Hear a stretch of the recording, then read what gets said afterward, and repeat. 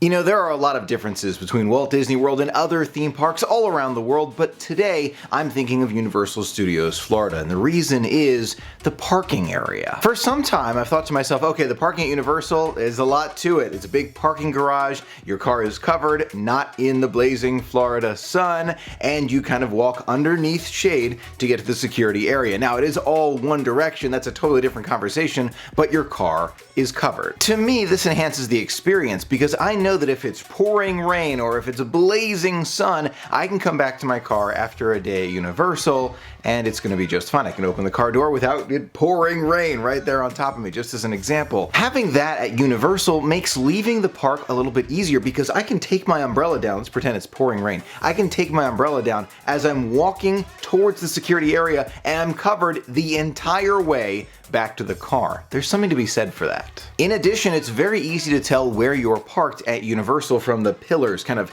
holding up the different floors. They're kind of pasted right there, and up above you can see like you're in the King Kong section, you're the ET section, you're in the Jurassic section. You know where you are when you park at Universal. Now you do have to take a picture of it or send yourself a text, whatever it is, so that you can remember it, but it's right there. It's very difficult to miss. By contrast, Walt Disney World has open air parking. There are benefits to it. One of the biggest ones that I can think of is if you have a Tesla with a solar panel roof. I know that's kind of coming out, and I'm sure more solar panel roofs will come around in the future, but something like that I'm sure was very, very helpful. In addition, at Disney, you're always closer to the park. You don't have to walk nearly as far to get to a Disney park, basically wherever you park in the parking lot. However, it is all open air at Disney. You walk outside, pouring rain, it's gonna be pouring rain on the car when you get back to it. So how do we fix this? The other day, Disney told us about a project in Disneyland Paris, which I think is so smart. It's genius. It's absolutely genius, and I'd love to see it come to Walt Disney World, but let's go to the idea itself. Covered parking at Disneyland Paris. Not just covered parking, but covered solar panel parking at Disneyland Paris. Truly incredible to see. Not only do you get to collect that energy from the sun, you're also protecting guests and their cars. Now I realize that if it's raining, it'll be raining kind of between the panels. I get that. But once you get to your car, or if you're sitting at your car, it won't be raining on you, which I think is fantastic. It's a project that I'm really excited about, not just because you are covered, but the renewables as well. 31, I think it's gigawatt hours a year, I think that's what that is 17% of the electrical need of Disneyland Paris. 17% doesn't sound like that much, but that's almost a quarter. That's almost 25%. That's pretty good, considering that you get kind of a dual purpose. You're covering the parking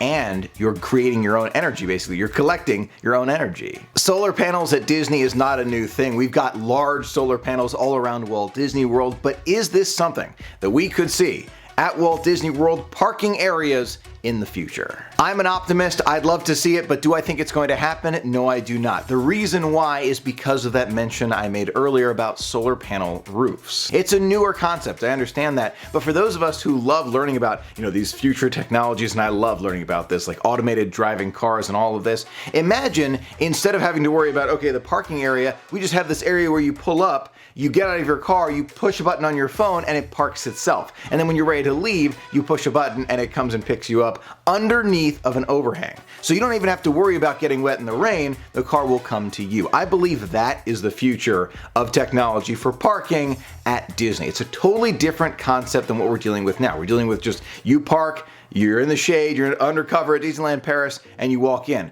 Versus the future where you go drive your car up to this pull-up area, you get out, you get ready to go, you click a button and it goes and parks itself. Now you may be saying, Michael, that's a great idea. I love the idea of self-parking, self-driving cars. Yes, we can already see it a little bit with Tesla, but isn't the full implementation of this like 20, 30, 40 years in the future? The technology is always going to be evolving, no doubt about it. In 20, 30 years, I'm sure it will look different from maybe 5 years. But when I say 5 years, you say to yourself, Michael, really 5 years away? Yes, indeed. Mercedes-Benz recently came out with a commercial about valet parking for their very special Mercedes S-Class. In the commercial, you drive your Mercedes S-Class into this area, you click a button on your phone or on your key fob, whatever it is, and then the Mercedes parks itself. Just as I described it. It does all the things that we just talked about already in 2021. This is for 2021. This is for next year. This is coming up real soon. So the idea is already there. The implementation is already there. And when you're ready to come back from the airport, you took that flight, you took that trip, you push a button on your phone and your car comes back to you. The idea is already there. It's already in motion. I believe that is the future of parking at Disney. In addition to self-parking, we've learned about automated driving, so perhaps instead of having to worry about your own car, you can get just an Uber to pick you up and there's no driver. A lot of fun ideas involving automated driving in the future. So as much as I'd love to see more of the solar panels like over the parking areas at Disney, I think for them to put it around Disney property in the shape of a Mickey as an example, or just all around to generate power, it saves them costs instead of having to put up those things above the cars. Now, if you're thinking this is all well and good, but Mercedes, Tesla, these are very expensive cars, you're not wrong, but do you remember just, what was it, 5-10 years ago?